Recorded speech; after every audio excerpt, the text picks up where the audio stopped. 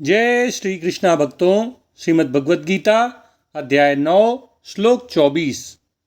अहम हि सर्वयज्ञानां भोक्ता च प्रभुरेव च न तु माम अभिजानन्ति तत्त्वेनातश्च्यवन्ति ते। भगवान श्री कृष्ण अर्जुन को समझा रहे हैं कि मैं परमपिता परमेश्वर भगवान श्री कृष्ण वासुदेव ही सभी यज्ञों का भोक्ता हूँ। सभी यज्ञ मेरे लिए ही संपन्न किए जाते हैं और मैं ही सबकी उत्पत्ति का स्रोत हूँ, सबका पालन पोषण करने वाला हूँ और मैं ही सबका संहार करके सबको अपने में ही लीन कर लेता हूँ। इस प्रकार मैं ही सबका स्वामी हूँ, सबका प्रभु हूँ। वेदों में जो यज्ञ आदि अनुष्ठान बताए गए हैं वे भगवान विष्णु को प्रसन्न करने के उद्देश्य से ही संपन्न किए जाएं, ऐसा शास्त्रों का आदेश है। क्योंकि सब कुछ भगवान से ही उत्पन्न हुआ है, भगवान ही सबका पालन पोषण करते हैं और भगवान ही सबको समाप्त कर देते हैं, सबका संहार करते हैं और समाप्त होकर सब भगवान में ही लीन हो जाता है। इस प्रकार भगवान के अतिरिक्त और किसी की कोई स्वतंत्र सत्ता नहीं है। भगवान ने भी अर्जुन से यही कहा, सत असत च अहम अर्जुन। सत और असत जो कुछ भी तुम्हें दिखाई देता है, सुनाई देता है, जिसका भी तुम्हें अनुभव होता है, वह सब मेरा ही स्वरूप है। सबका आश्रय देने वाला मैं हूँ, सबका आधार मैं हूँ, सबका स्रोत मैं हूँ। लेकिन सभी मनुष्य ये नहीं समझ पाते हैं। वे न तो इसे मानते ही हैं और न ही इसे जान पाते हैं। और यही कारण है कि वे स्वयं को ही अपने कर्मों का कर्ता, भोगों ऐश्वर्यों का भोक्ता और अपने शरीर का, अपनी पत्नी का, अपने बच्चों का स्वामी मान बैठते हैं। वे स्वयं को अपने घर का मालिक मानते हैं, अपनी फैक्ट्री का मालिक मानते हैं, अपने व्यापार का मालिक मानते हैं। और यही कारण है कि भगवान कहते हैं कि जो व्यक्ति तत्व से मुझे नहीं जानते हैं, जो ये नहीं जानते हैं कि मैं ही सभी यज्ञों का भोक्ता हूँ, मैं ही सबका स्वामी हूँ, सबका मालिक हूँ, सबका प्रभु हूँ, उनका पतन हो जाता है। वे मोक्ष को नहीं प्राप्त कर पाते हैं, उन्हें कभी मुक्ति प्राप्त नहीं हो पाती है, उन्हें कभी भगवत प्राप्ति नहीं हो पाती है। वे बार बार अपनी इच्छाओं के वशीभूत होकर जन्म लेते रहते हैं। बार बार उनका जन्म होता है, बार बार वे मृत्यु को प्राप्त होते हैं। इस प्रकार उनकी पुनरावृत्ति चलती रहती है। उन्हें कभी भी गोलोक वृंदावन में भगवान श्री कृष्ण वासुदेव के साथ रहने का सौभाग्य प्राप्त नहीं हो पाता है। इस श्लोक के माध्यम से भगवान श्री कृष्ण हम सबको ये उपदेश दे रहे हैं कि जो भगवान को ही सभी कर्मों का कर्ता, सभी भोगों ऐश्वर्यों का भोक्ता और सबका मालिक, सबका प्रभु मानते हैं, इसी भाव से अपने कर्मों को कर्तव्य समझकर करते हैं और उनके फलों को भगवान को समर्पित कर देते हैं, वे निश्चित रूप से अपने जीवन के परम लक्ष्य मोक्ष को प्राप्त करते हैं।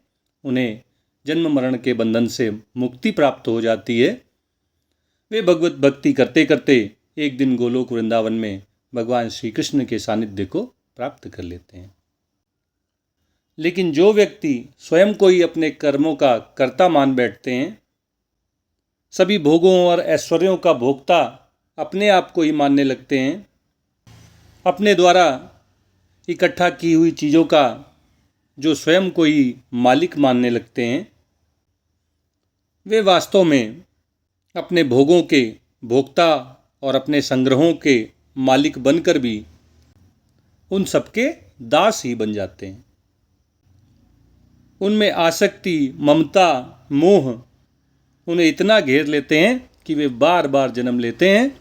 अपनी इच्छाओं के वशीभूत होकर अपनी इच्छाओं को पूरा करने के लिए उन्हें बार बार पुनर्जन्म लेना पड़ता है। इसलिए हम सबका ये दायित्व तो बनता है कि हम सभी भोगों के भोक्ता और सभी ऐश्वर्यों के मालिक भगवान की शरण ग्रहण करें। जब हम ये जान जाते हैं कि जो कुछ भी हमें प्राप्त हुआ है वो भगवान के ही आशीर्वाद से हमें प्राप्त हुआ है, जो कुछ भी हमारे पास है वह सब भगवान की कृपा से हमारे पास है।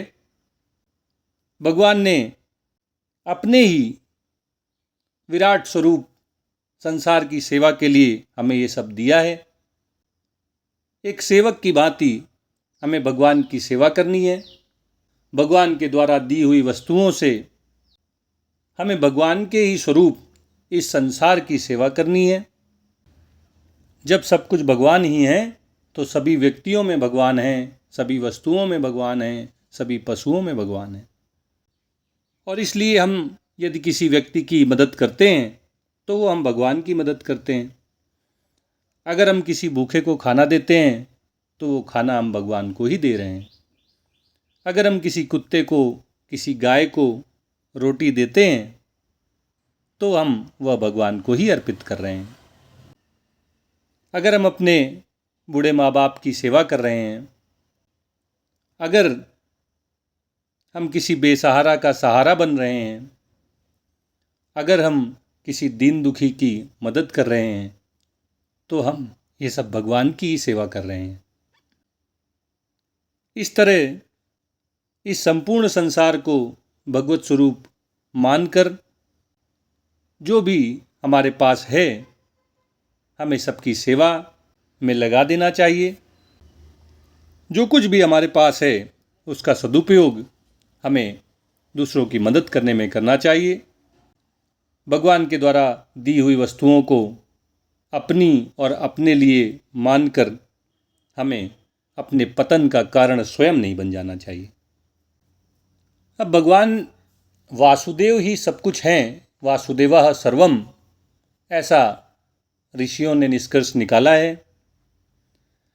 सत्य सच्चाहम अर्जुन, ये भगवान का स्वयं का गीता में कहा हुआ वाक्य है कि सब कुछ मैं ही हूँ।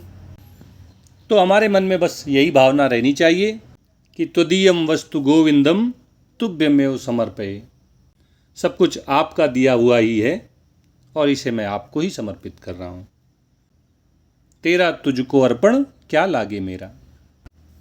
भक्त लोग एक बड़ा ही सुंदर भजन गाते हैं कि आपकी वस्तु आपके आगे, इसमें मेरा कछु ना लागे। प्रेम से भोग लगाओ मेरे भगवन, आओ भोग लगाओ मेरे भगवन। तो हम अपने पास जो भी वस्तुएं हैं, जो भी सुविधाएं हैं, जो भी हमने संग्रह किया है, उसको भगवान का समझकर भगवान की ही सेवा में लगा दें। यही हमारे मुक्ति का कारण बनेगा। क्योंकि जब हम वस्तुओं को भगवान का मानेंगे, उन्हें भगवान को ही समर्पित करेंगे, तो ना ही हमारे अंदर कोई अहंकार उत्पन्न होगा, कर्ता भाव आएगा, और ना ही हम स्वयं को इनका भोक्ता समझने की कभी गलती करेंगे। ना कर्ता बनेंगे ना भोक्ता बनेंगे तो हम कर्मों के बंधन से छूट जाएंगे। और जैसे ही हम कर्मों के बंधन से छूटे, हम मोक्ष को प्राप्त हो जाएंगे। हमें जन्म मरण के बंधन से मुक्ति प्राप्त हो जाएगी और हम सदा सदा के लिए अपने प्रभु, अपने ईश्वर भगवान श्री कृष्ण के साथ गोलोक वृंदावन में, उनके सानिध्य में सदा सदा के लिए आनंद पूर्वक रहेंगे। ओम तत्सत। जय श्री कृष्णा, जय श्री कृष्णा, जय श्री कृष्णा।